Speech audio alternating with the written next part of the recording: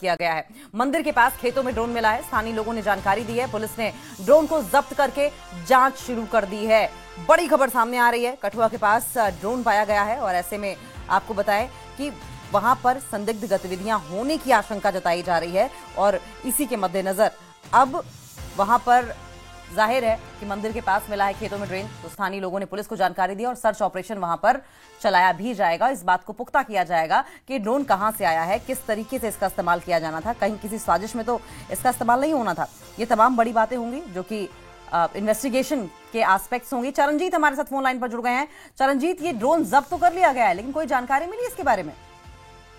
जी बिल्कुल अंतिका, बता दूं कि ये देर रात का मामला है और ये सावंचा के इलाका है, कठुआ थाना के हरली चौकी के अंतर्गत आता इलाका है। यहाँ पर मंदिर के करीब खेतों के पास एक ड्रोन जो है वो मिला और जिसके बाद स्थानीय लोग जो हैं वो, जिस तरह से जिला कठुआ की बात करूं तो पिछले कुछ सालों से संवेदनशील बना हुआ है, तो जिसको लेकर सुरक्षा एजेंसियों के साथ साथ जो आम लोग हैं वो भी काफी सतर्क बने हुए हैं। तो जिस तरह से लोगों को ये ड्रोन मिलता है उसके बाद पुलिस को सूचित किया जाता है और पुलिस जो है इसकी जांच करती है और ये पाया गया है कि ये एक टॉय ड्रोन था। हालांकि ड्रोन नाम ही ऐसा है कि जिस तरह से हमारा ये अंतर्राष्ट्रीय सीमा है, भारत पाक सीमा से सटे हुए इलाकों में अक्सर ड्रोन की गतिविधियां देखी जाती रही हैं।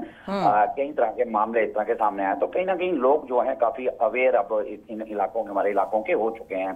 तो उसको लेकर जो है फिलहाल ये टॉय ड्रोन है, लेकिन जब ये ड्रोन नाम लोगों ने सुना तो कहीं ना कहीं दहशत लोगों के बीच बन गई। फिलहाल बता दें तो पुलिस अभी भी मामले की जांच कर रही है, लेकिन फिलहाल बता दें तो ये टॉय ड्रोन है। जी ठीक है, बहुत बहुत शुक्रिया आपका। आप नजर बनाए रखें, आगे भी इस पर आपसे अपडेट लेते रहेंगे।